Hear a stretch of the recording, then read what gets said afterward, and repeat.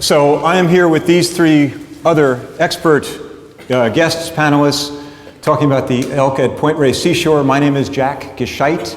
I'm founder of the Tree Spirit Project, and I've become the Tule elk campaigner for In Defense of Animals. Yay! Yay for all of that. So for me, I came to this issue after being a forest advocate by seeing a 90-minute documentary film called The Shame of Point Reyes. Who has heard of that or seen it? Would you raise your hand, please? Skyler Thomas is the director of that film. How many people here have not been to Point Reyes Seashore? Raise your hand if you've never been in the park. Thank you. How many people have been in the park but don't know the issue we're about to discuss today? Raise your hand higher, please. Thank you. And then just so we can all see who here kind of knows the issues but wants to learn more. Raise your hand. Kind of a mix, 50-50. Okay, great. So I saw a 90-minute film, The Shame of Point Reyes. It's available free on YouTube thanks to Skyler Thomas's generosity and passion. I recommend to learn more yourself or to share with other people new to it, to see that documentary, and you'll go off and running. So that's my story. I've got three amazing other guests in order from left to right. And of course I have to read this stuff because I haven't memorized it. Laura Cunningham, raise your hand, Laura, is California Director of Western Watersheds Project, which is a conservation organization working to protect public lands and wildlife. She's a biologist specializing in California ecology, native plants, and saving imperiled species. Her Western Watersheds Project is currently suing the National Park Service for its mismanagement of Point Reyes Seashore, along with two other environmental orgs. I hear an applause coming.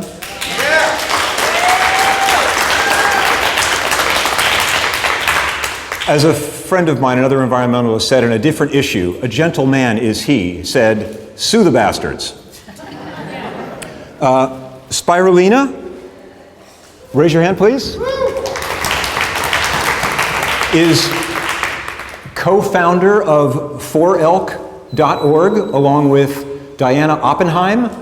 The night I saw the film, The Shame of Point Reyes, I met those two beautiful, powerful, fiercely passionate about nature women advocates for the environment. Memorize that and say that quickly. And 4elk is a nonprofit advocating for freeing the Tule elk and removing commercial cattle operations from Point Reyes National Seashore.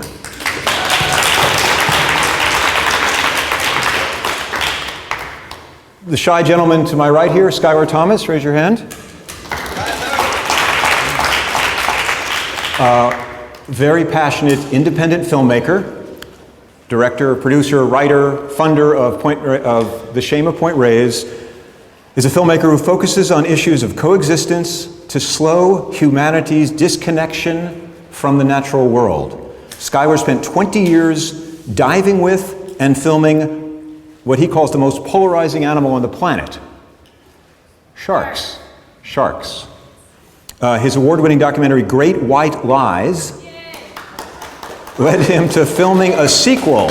And during the filming of that sequel, he uncovered all of the debacle at Point Reyes Seashore, which he then had to do another film about. So, welcome, Skyler.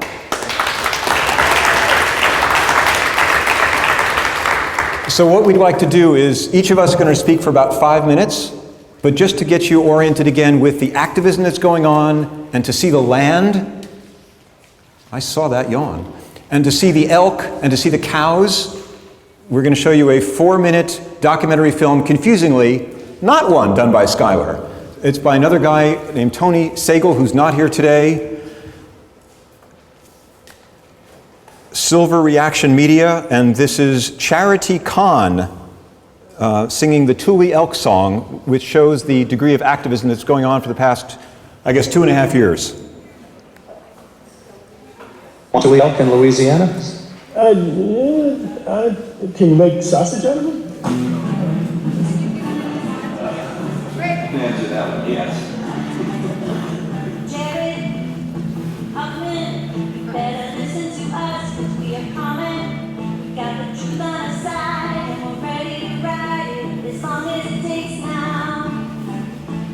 Point Reyes is a national treasure, but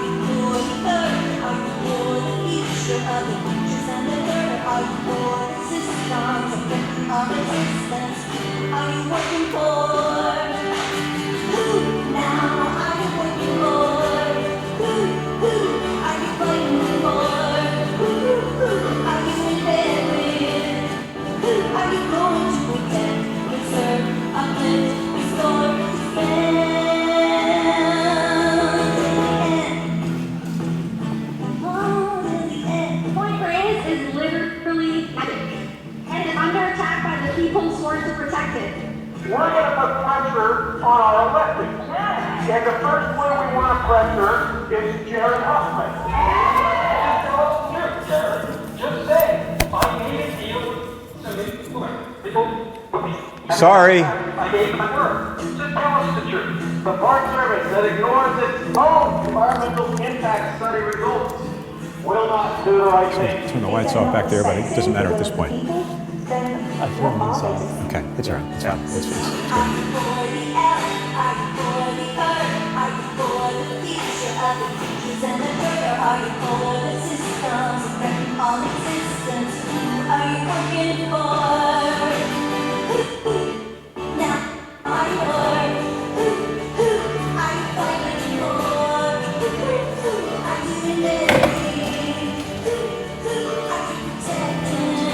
Feedback.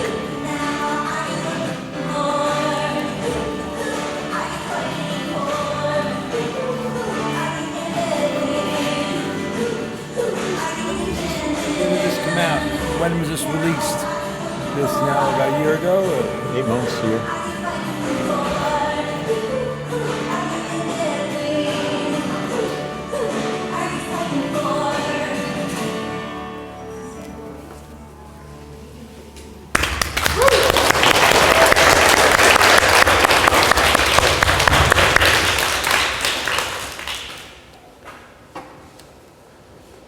Okay, thanks everyone. Skyler, would you grab the microphone? And Skyler Thomas, independent filmmaker, director of Shame of Point Reyes. It's yours. All right. Thanks, everyone. Thanks for being here. Thanks, VegFest, for having us. And a quick reminder, our talks are going to be short for the specific purpose of engaging with you. We get a lot of good talks started from talking to audience members, so don't run out the door when we finish our little thing.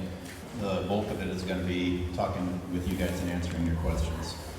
So Jack mentioned my history with sharks, and the longer I did it, the more I kind of started to wake up to the fact that I was being quite the hypocrite, saying, hey, save these things, while I was, putting the death of the earth in my mouth.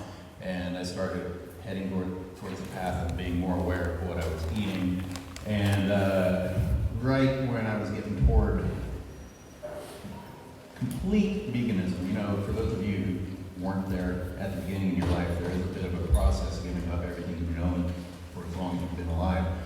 And Point Reyes National Seashore, which is supposed to be an example of the best way to integrate nature and agriculture, was what finally pushed me all the way over the edge. I was like, this is the best that we have to offer, and you're killing native animals?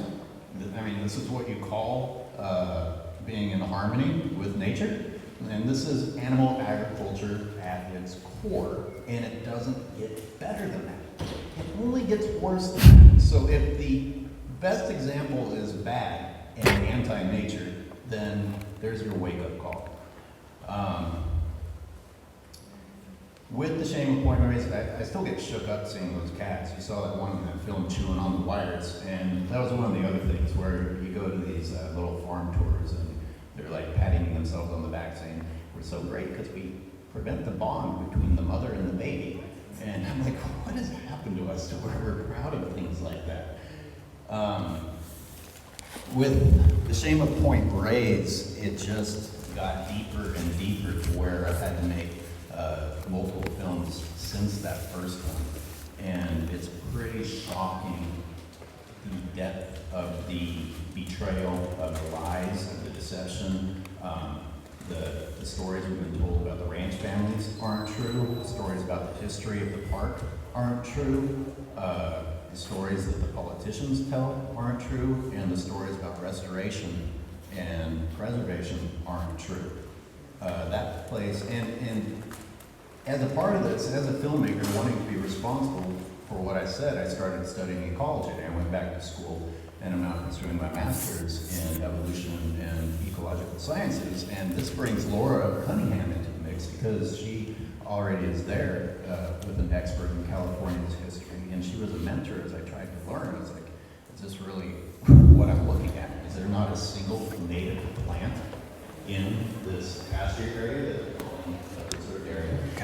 And the areas, if you go to Point Reyes National Seashore, for those of you who raised your hands that you haven't been there yet, please be awake to the fact of how long you have to drive past ugliness before you reach the nice parts of it, where it's nice because nature has been left alone from ranching to an extent. They still trespass and they still get into natural areas that they aren't allowed to get into, but nature is fighting to keep itself healthy.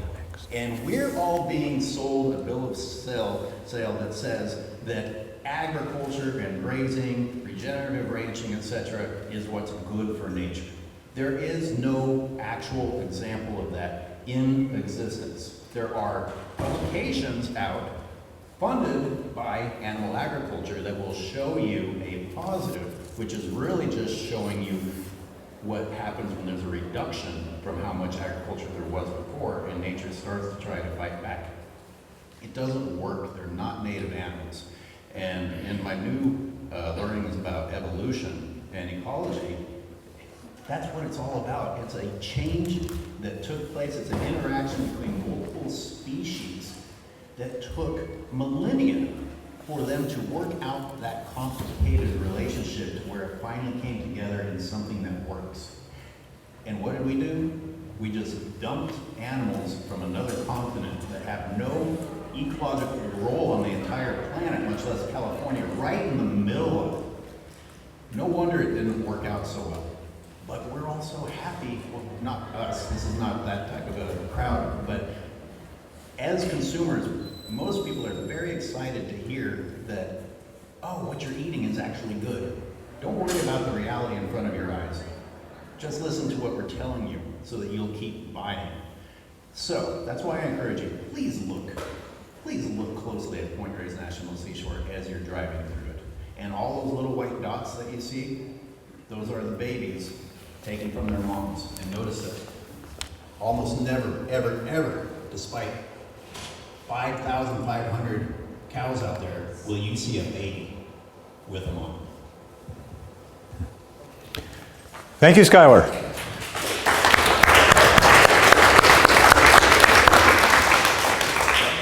Laura Cunningham is next, and she is also an artist who did this drawing along with a book's worth of other drawings. So you can talk more about that, perhaps? Laura? And if there's another image you need, let me know. Okay, yeah, thanks, Jack. And yeah, Skyler's Films, you gotta go to his website blog, which is shameofpointrace.org. go there and watch these amazing videos. So I want to talk really quickly about the myth of regenerative ranching and regenerative grazing, which you've probably heard because it's really big in California and the Bay Area. And maybe next spring I can spread around that we can do a live field trip at Point Reyes, because this illustration is in a nutshell what I found that's wrong with so-called regenerative ranching, which is just like a real, fad at the moment to make you feel like it's okay to use cow manure and put it back on grasslands and grow your beef or your dairy. But what I found, if you look at the top portion there are little sections of Point Reyes that have true original coastal prairie, which is a native grassland community that there's only, I think, 1 or 2% left on the California coast because it gets overgrazed and eliminated by cows.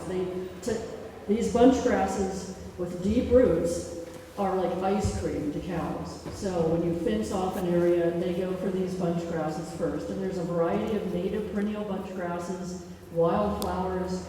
You go there and you try to pull them up, and you can't. They're deep rooted. The roots will go down 6 feet into the soil. And you step on the soil and it's cushiony. It's like a sponge. There's mosses and lichens. It absorbs fog in the summer. And the nutrients of that type of grassland that's regenerative. If you just let the Tule elk graze the native coastal prairies, that to me is the pinnacle of carbon sequestration, biodiversity, helps climate change. So there are little tiny remnants of this coastal prairie left. They're hard to find, even in the National Park Unit. So if you go down and you introduce cows onto this, like I said, they start to just trample and graze, and they go for the native bunch grasses and a lot of the wildflowers first, and then they slowly get eliminated. And then at the bottom, this is what we actually have in a lot of California now, including the seashore, Golden Gate National Recreation Area, where there are beef and dairy cows. You fence an area off, and the native coastal prairie is eliminated, and you start to see invasive annual grasses, like thistles, a whole bunch of a suite of other Eurasian annuals and perennials that are adapted to cattle grazing. But you don't see the native plant diversity, and you often see bare dirt. And to make it worse, the so-called regenerative agriculture says, well, we have all of this dairy manure, excess dairy manure, so we're going to truck it out.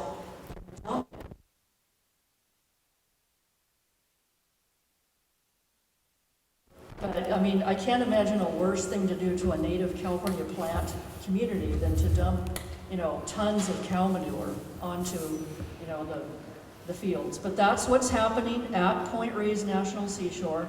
And so we're a team just trying to alert people to how this is not good. We're pressuring the Park Service to say, get the cows out of our park and the seashore. We don't need them. That's...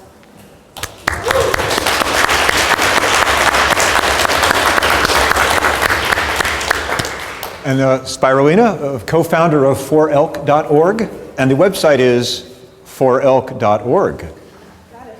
Handy.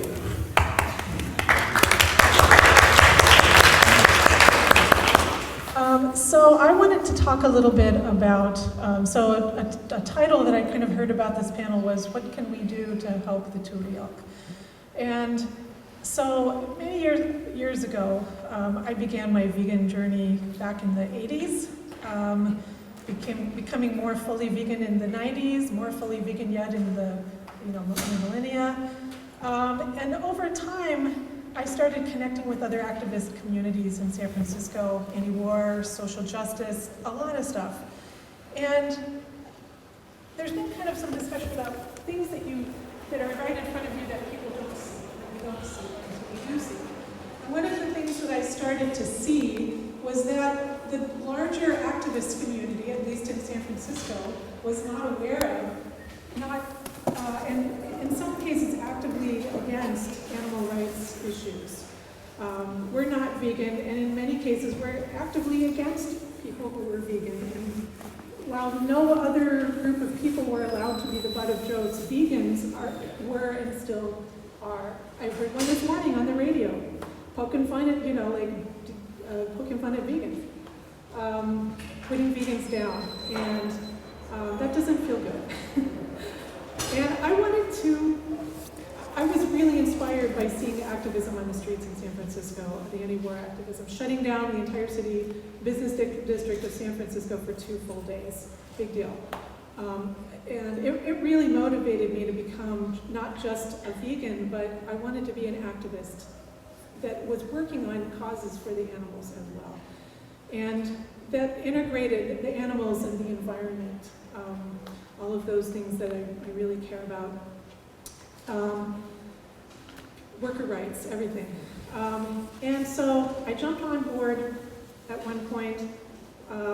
There was a big climate summit, the World Climate Summit, and a very big climate march in San Francisco. And I jumped on naively as an organizer to organize a contingent with 2 months of time, because in the larger group there was no contingent that was actually about the issues of animal agriculture and its impact as a leading driver of climate change. It was all focused on oil companies. And that's really important work, but animal agriculture is a leading driver, right up there with the oil companies. It's also the leading cause of biodiversity loss and extinction of species and loss of biodiversity. And it's right up there in one of the biggest causes of water pollution and overuse of water in wild areas and. So in the course of that, I did a direct action training. And one of the things in that action training was something called a affinity walk. So the leader says something like, everybody who doesn't eat animals, step out and walk forward. To the degree that you don't eat animals, from like 1 to 100, walk that far. And then you get to see who in the room shares affinity with you. And affinity is one of the important parts of creating an activist group, finding who you can work with. And I found Diana Oppenheim, and I found each other. We were the only two vegans, 100%. We walked all the way, and we met afterwards and exchanged phone numbers. And a few months later, Diana called me up and she said, I just found out something that I really want to ask if you'll help me with this. She was a volunteer at Point Reyes, the volunteer of the year, by the way. She was leading camping groups who would do yoga and do beach restoration and restoration in different areas. One of the only people who was really doing that in a major way. And that's why she was volunteer of the year. And she said she had found out that the park was going to be coming up with a new management plan. And that new management plan was probably going to kill Tule elk so that there would be more room for cattle. And I was jaw-droppingly appalled, as you can guess. And I said, sure, let's do this. And so the two of us had a first meeting that had under 12 people. Skyler was there via Zoom or Skype or something. We had Chance Catrana there from Resource Renewal Institute, a really important and wonderful information. Dropping that email or www there. Susan Ives was there. She has another website that's really good for information called Point Reyes National. Don't forget the national. It's Point Reyes Seashore. It's Restore Point Reyes Seashore. Restore Point Reyes Seashore. So, and Charity was there, did the music that we saw earlier, and some other activists who are in this very room. Pat, John, others. And a tiny group of people started talking about how we can raise awareness. Because what we started finding out was that nobody knew that they were going to kill Tule elk. And a few years before, there had been the fallow deer in Point Reyes with a white deer. And the park decided that they were just going to wipe them out. They were an introduced species. They weren't really, it wasn't a huge impact, but they just went in and slaughtered them all without any discussion, no public discussion. And that, as it turns out, has been kind of a habit of the National Park Service at Point Reyes, is to do things without actually including the public. So in 2016, that was when the lawsuit was brought. The first lawsuit. Western Watersheds? Yep, Center for Biological Diversity. Center for Biological Diversity. Resource Renewal Institute. And they forced the hand of the National Park Service, who had never done an environmental impact statement, to do one and to also come up with some ideas for some new management, because there had never been a new management plan. And that one of the ideas for a new plan that the public would vet had to include a management plan that was no cows, that got rid of all the ranching. So let's go back to how nobody knew that this was happening. So this really took going out there and starting out with tiny little demonstrations that would have under 30 people, sometimes under 20 people, and handing out flyers, and Skyler's film, doing showings, doing screenings of Skyler's film, with discussion panels like this, and any kind of thing we could think of to get some attention on this issue. And can you show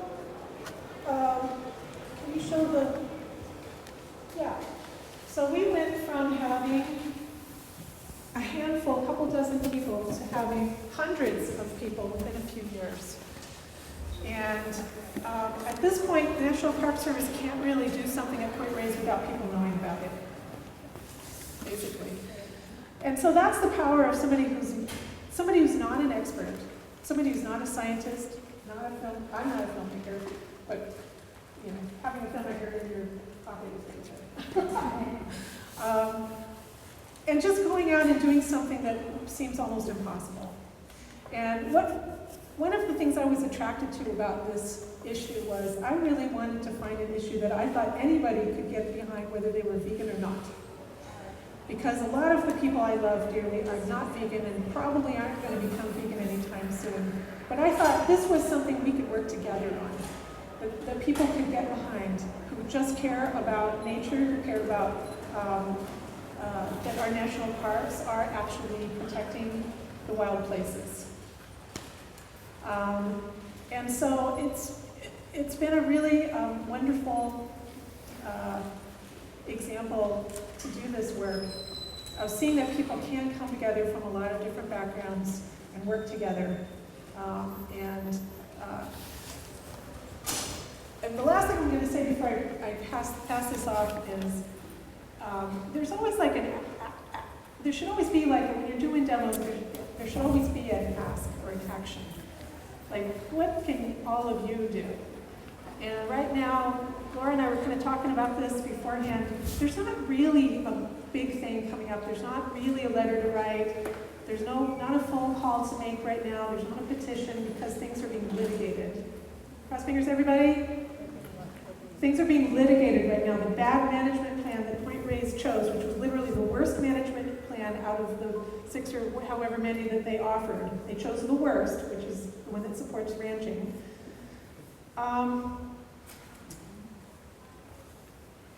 Each one, teach one. So every one of you, something you've learned from today, go out and tell somebody else about Point Reyes. You don't have to be an expert, tell them one thing. And if you're really interested, pick up one of those websites or go to YouTube and look for videos about Tule and have a little video showing. Sign up for a mailing list of some of these websites. And spread the word, because when we all know what's going on, then we can begin to stop the bad stuff from happening right now. We've got to know before we can do something about it. Actually, you can hang on to that.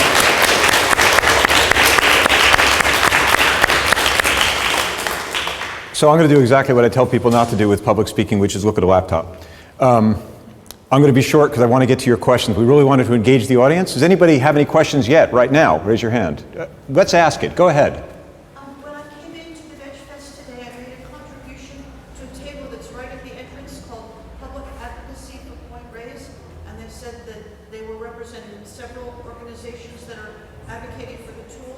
Did I donate to the right people? Yes, they're fine. So that's a man named Jack and a woman named Deb. One of them might be in the audience right now. Jack or Deb, raise your hand if you're here. So this is an example of you can get involved. You can become knowledgeable and table and work and spread the word as they're doing. We're a network, not one group. There's no one representative that's right. Democracy. What is it? A do-ocracy. If you see something that needs to be done, you see a hole that needs to be filled, there's not enough people to do it, and we only have 20 people. Right. I would say that people go do something. If you see something that needs to be done, do it. Thank you. Well, that puts my mind at rest. Sure. Yeah, of course. Question. What has Deb Allen said about? Good question. Secretary of Interior Deb Haaland. Anyone want to? Skyler's itching to go. Well, if Laura's ready to go, you're probably going to... What flavor answer do you want? You'll get 3 different flavors. The question was, what is Secretary of the Interior Deb Haaland doing about the situation? And it's, the Park Service is under the Department of Interior, so she's the head boss of the Park Service. And we've petitioned her and tried to write letters. In fact, I think it was Diana Oppenheim that personally flew boxes of thousands of our letters and personally, I think it's filmed, walked up to the Department of Interior headquarters in Washington, D.C. and said, can I deliver these letters in person? And they wouldn't accept them. So it's complicated where, with respect to Deborah Haaland, first Native American Interior Secretary ever, but she's got so many things on their plate, and I think unfortunately the livestock industry has a big lobby in Washington DC, and they influence the politics greatly. So that's why you guys are so important. You know, your voices talking to, you know, Huffman and Feinstein and President Biden and whoever, that, you know, this regenerative livestock crap, excuse my French, is, you know, fake. We need wildlife. We want Tule elk on our seashore. So I'm going to go back to my, you have another question? Good. Please. Well, it does seem that we're up against a large, possibly millions, a large quantity of hunters who will use a lot of whatever pseudoscience arguments in their favor to try to further their cause, which is, killing. But the culling of herds, I've heard an excuse that was used, and there's probably a plethora of other ones that they use. But one of them is what happens to populations that are allowed to just be unmanaged, say deer, for example, that there's this condition called chronic wasting syndrome that takes place, and I don't know what that really is, if it's some type of disease or they just, they eat everything. I'll take this. But I'd like to know what the counter is to that, because sometimes we need to go into harm to deal with those kinds of... And just, Skyler is going to give a longer answer, but in short answer, this is a national park. There's no hunting in the national park. It's why it's so easy to attack it there. And then there's the general questions, and then Skyler will add more. So this is actually in my new film, which was at the festival a couple of months ago. I haven't put it out in public yet. During an interview with the Park Service, they stated even if the fence came down, we would, have to kill the elk because nothing would be able to manage the population. Well, what a responsible sounding excuse. In the meantime, there are about 6,000 animals that don't belong there at all. But before the native animals even have a chance to start to reach a healthy population level, we're talking about how we never, ever, ever let them get there. But we have no problem with non-native animals being completely out of control. When's the last time anyone saw anything other than a cow or a horse as he drove through California?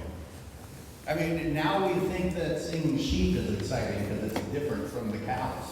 I mean, where are our native animals? And yet we're talking about, oh my God, they might get out of control. It's this story that we're told to make us think, oh, as humans, we have to be in charge and we have to manage the earth. Our managing of the earth is turning every last mammal that's here into a slave inside of a pen and taking away any ecological role that they used to have.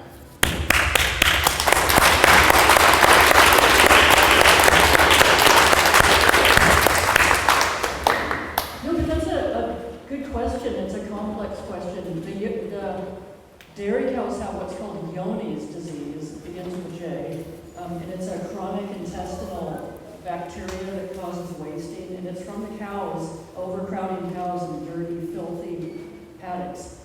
They transfer it to the Tule elk, the native animal. So the Tule elk on the Tamaulipas area and the free roaming herds, some of them have Johne's disease. So California Department of Fish and Wildlife will not let them translocate Tule elk to other parts of California. But to me, that's a question 20 years in the future. We need to take the fence down, get those Tamaulipas elk into the seashore, and get all the cows out before we worry about overpopulating elk. So in terms of how many Tule elk there are, did we say that yet? There's something like around 6,000 in existence. In existence. Yeah, I'd say closer to 5,700 now, since several hundred have died in the last 2 years at Point Reyes. Right, and so years ago, Tule elk are endemic to California. There are native elk species. They should actually be our state animal because we already got rid of all the grizzly bears. There's no more grizzly bears, but we still have Tule elk thanks to the last few Tule elk, like under a dozen, getting rounded up and left on the ranch someplace that allowed them to live and breed until now there's something like 5,000. A Tule elk biologist named Julie Phillips, who has been studying Tule elk for 30 or 40 years. She used to follow them with the radio tracking collars and see how they were doing. She's been saying there should be many, many more Tule elk. given how long they release them back into the charity. There should be many more Tule, but they're getting anywhere outside of the seashore, they're getting hunted for sure. And the numbers are being kept down relentlessly. So there's nothing to, they need every help they can get to for their population to expand. There's no reason to worry at all about overpopulating Tule up at this point. So just before you go on, just my little 2 minutes here, which I didn't take because I wanted to field questions from you, and you're next, Karen. I got involved in this because it's not just about the Tule elk. Tule elk are gorgeous, and they deserve complete attention. But this is about the devastating effect of the cattle industry on the planet. And you as vegans or wannabe vegans or wherever you are in that journey, you can act globally, or think globally, about cattle, the devastating effect of cattle, and act locally, right here at Point Reyes Seashore.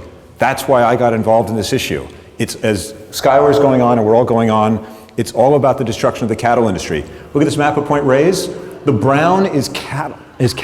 It's 28,000 acres of Point Reyes Seashore, which is 71,000 acres. A third of it is overrun by cattle, and they don't even own the land. It's rented from the park at bargain basement prices, which is why they don't want to leave, which is why they've got these two buggers on their side. Anyone know who those people are? Dianne Feinstein, your senator, Californians, and Jared Huffman, and otherwise, people will argue about this behind the scenes, an environmentalist. He used to work for the NRDC, National Research Defense Council, as a lawyer, and he's pro-cattle at Point Reyes. And he uses the same, I won't use the nice word Laura used, I'll say bullshit about, well, if you move them out to Bakersfield and out of the park, they pollute more. No, you lying sack of politician, that's not true. These good, small, organic, free range, sustainable, regenerative, you know the air quotes? It's all PR. It's the local Strauss Dairy and all the nice little ones we hear about Calgo Creamery. It's the clean coal of the cattle industry. The cattle industry is, Spiraleena was going into, is this destructive force. And I learned this from Cowspiracy, which is what turned me vegan. Leading cause of global warming, water pollution, ocean dead zones, species extinction, of course animal suffering and death for anyone who cares about that, rainforest destruction. I didn't come in from the ethical point of view. I came in as an environmentalist who was sick of forests being cut down because, they make the air we breathe. So I found a way to work that issue and educate people about cattle because I say, hey, to the average person in the street, did you know that they're shooting Tule elk inside Point Reyes Seashore? And like, what? That just confounds everybody because national parks is where wild animals should be free. So you can walk up to any neutral person who isn't, friends with a rancher, and in 5 minutes, they're on your side, because it's just so crazy egregious. And last thing that I'll show, this is the fence line. How many people here have been out to the fence line at Point Reyes Seashore? How many people, put your hands down, have not been out to the fence line at Point Reyes Seashore? I strongly encourage you. It's a beautiful place to go, inside the elk reserve, although the more you know, it's a little bit harder to take. That's the fence line, standing right at the fence line, and looking to the left where the cows are, looking to the right where just the elk are. There's a total of about 500 elk in the park, a total of over 5,000 cows, and look at what they do to the land. It's regenerative, beaten down to bare dirt in most places. That's not the worst of it. Whereas native ungulates in smaller numbers that fence should be removed, not vandalized like it was recently. That didn't help anything. It actually makes the situation worse, well-intended, misguided. Let the elk out and get the freaking cattle off of a national park belonging to the public that you guys own. Your taxpayer dollars are subsidizing cattle operations. So it's so egregious in so many ways, it's a no-brainer, or an all-hearter if you wish. Did that answer anybody's question that didn't get asked? Karen. Yeah, thanks. Thanks, Jack. I'll add to that with a question that I already know the answer to because I've seen the film, and by the way, everyone should see that film. And Cowspiracy, The Shame of Point Reyes, and Cowspiracy, and the one about the sharks. Awesome. Give her the microphone. Great white lies. Okay, so my question is for the people who haven't seen it, because one of them asked me a question sitting right here next to me, my friend, is the line, like all the bottles of water, I know the answer to this question, but all the bottles of water being passed down is because you can answer this question, but I'm just gonna say, it's because the elk are also dying of thirst. It's because they're dying of thirst, because they're trapped away from their source of water. So you can add to that. Yeah, that's maybe the one that the public knows the most because of the ongoing drought in California. And it's also an incredible source of lies for the Park Service to tell the public. It's painfully documented in my film, in which, I mean, your Park Service staff are lying to you verbally, in writing, etc., and there are no consequences to them. We're going out there and filming and showing the truth as they're telling you that something else is happening. And you get, this is the best that they have, and that's more full than it is quite a bit of the time. And that's what the entire 9 miles of Tule Elk Reserve has for all wildlife. A lot of people kind of start to think that Tule elk are the only things that are out there because that's what we talk about. Everything out there has been reduced to trying to drink from one mud hole. A mud hole full of disease and possibilities for infection. When I go out there and I look at that, I think, because sometimes I go out and I'm hiking for a very long time and it gets strangely hot in Point Reyes these days, as it should, and I run out of water by noon and I'm carrying all this weight on my back and I'm thinking, I'm pretty darn thirsty and I would never drink out of that. I mean, would I be worse off? Are the animals worse off? We simplify it by thinking nature can handle anything. No, that is a cesspool of disease, some of them with carcasses in them. And I'm talking to the veterinarians, they're like, no, this is going to cause systemic infections. And that's the best that they have. And we're all supposed to think, oh, okay, so problem solved. And that's what the Park Service is telling me. And the Park Service had to be sued. They will tell you about how we run out of water. They had to be sued to do that too. So just people get the lay of the land. I had an artist, Rondolulu of Santa Rosa, drew this map to indicate the yellow areas up at the, let's see, can I do this? Oh, great. So this is the Drake's Beach herd, Limantour area herd, Limantour Muddy Hollow over here. Kind of a wilderness area. It's actually a nice place to hike too. This is the famous 3-mile long, 8-foot tall fence, Tule Elk Reserve at Tomales Point. This is the one that's drought stricken. This is the one that's most affected by lack of water right now. These two areas, not as much. This they call the fenced or Tomales Point herd. These are called the free-ranging herd. Bullshit. These are also restricted because there's cattle here. These are restricted because there's cattle here. There are no free-ranging elk inside Point Reyes National Seashore. All this is cattle, once again. It's just crazy. And they're leasing the land. They don't own it. Sorry. It's amazing barbed wire. It's habitat fragmentation, which by itself hurts species reproduction. You don't even have to talk about the murder of the animals before you even talk about the harm, just from the fact that Point Reyes National Seashore has, what was the insane number of miles? 300. 300 miles of barbed wire, and then another couple of hundred that's just been abandoned. You know, that's the official standing barbed wire, and these stewards of the land don't even pick up their old fences. It's just wildlife ensnarement traps all over the place, or human ensnarement traps, as some of us have encountered out there. Any other questions? Sir. I got here a little late. I just want to know, I heard a couple documentaries mentioned. What were the names? The Shame of Point Reyes by Skyler Thomas is my recommendation for a 190-minute documentary that covers the gamut of it. You'll come away from that shocked and awed and wanting to be involved as I did. The Shame of Point Reyes, it's free on YouTube. John. I just wanted to elaborate on what you're talking about is the yellow area in the north, which is the Tule Elk Reserve. It doesn't show on the map, but it's topologically, it's actually higher ground. So that's why the elk are left kind of high and dry. And then right below that, right below where the fence is, you can see that little lagoon on the left is Abbott's Lagoon. And that's a freshwater fed, it's fed by a freshwater spring, which the elk don't have access to. And of course, when ranching was established by the grandparents of the current family owners, or great-grandparents, whatever, they picked the lands that were down low in the valleys, which had water. So it's it's somewhat misleading for the National Park Service to say, oh, only 1/3 of the park is used for cattle ranching. But they don't say that the 1/3 of the park that is the richest in land and, you know, potentially the richest for biodiversity is what's reserved for the cattle ranch, the commercial cattle ranching. Does that mean, Greg, our time is up? No, good. It also, So I just wanted to make that point. So and the next time you go there, if you go up to the fence, you notice, oh, you just went up a steep hill, and you know, just think about the elk being stuck behind the fence and how they love to naturally go down the hill to get at it. Well, that's an excellent point, John. Thanks for bringing that up, because you will see published that the elk were given this paradise as if, you know, it was this incredible gift for them.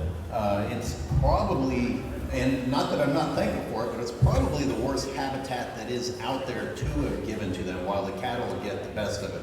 Tule elk want the meadows, they want the open range, they want the marshes. I mean, isn't the Tule named after a marsh plant? Okay, and they don't get any of that in Tomales Point. Another question? Could you say who the Huffman person was again standing next to you? The Huffman person is Congressman Jared Huffman. He represents the Marin District, north of the bridge. So He learned to make jokes about elk steaks after his town halls were. I'm sorry, I missed what you said. He represents, could you finish that sentence? it's California District 2, I think is the number, and it's from the coast of Marin County, north of the Golden Gate Bridge, all the way up. It's hundreds of miles up. I'm sorry, Congressman. Congressman, House of Representatives. House of Representatives Jared Huffman. What's that? I don't know if he's up for re-election right now. I haven't looked at my ballot yet. We had another question over here. I just want to make sure we get questions in. That was the point, is to engage you folks. Please, young lady. Beaches. I don't know if anybody talked about beaches today, but I'm really into going to the beach. And I'm talking to the microphone. Go ahead. Thank you. I would come closer, not for COVID. About 3 years ago, I think, I was looking, because of her involvement, I was looking at the Tourist Association thing in Marin, whatever it's called. And they're advertising the various beaches. And they were telling people to take their children to the beaches. And I'm saying, the water's filthy. Why are you telling them to take them? And so I'd like to see somebody go over and talk to the people in the Tourist Bureau and talk about that.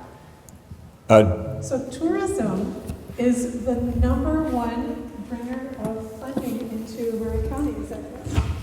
It's much bigger than the cheese and dairy and beef.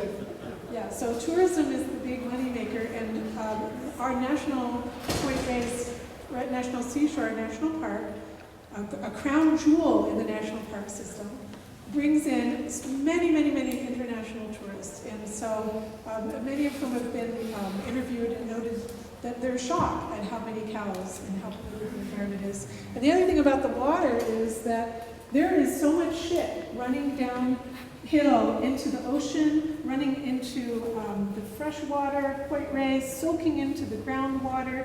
They literally have, they call them like poop ponds or poop lagoons, because the cows like to stand in these little ponds and with shit. And so if anybody wonders why we've constantly got red tides, why we've constantly got beaches shut down with algae that's so toxic, and bacteria levels that are so high that people will get sick, and that marine mammals are dying, and fish are dying. It's devastating the ocean environment, is having cattle. Can you say fecal coliform bacteria? Can you say enterococci? Yeah, and Jack, great work on this and these actions, and Laura, I know you were involved, and Spiraleena mentioned cows defecating in ponds. It goes worse than that. There are ponds dedicated to liquefying manure, because they have so much manure that they don't know what to do with, and once it's liquefied, then they spray it all over the seashore. This is after they've gone to dry manure, and of course it's the natural polluting of it. And, you know, it's like, oh, you city slickers, you know, complaining about manure is fertilizer. Not never-ending poop. Nature is not layer after layer after layer of poop with rivers of poop running through that. That is not nature. And this brings us back to, this gentleman mentioned the wasting disease, Johne's disease. Okay, that is synonymous with the dairy industry. It is synonymous across the country with the dairy industry. The Park Service even says this on their website. It is not a Tule elk disease. And before the Tule elk were brought into the park, of course, they were screened for whether or not they were good candidates to be reintroduced. They were clean. But then they got stuck into a place where the rancher was refusing to leave, and it was covered in cattle fecal manure. I wonder if they got exposed.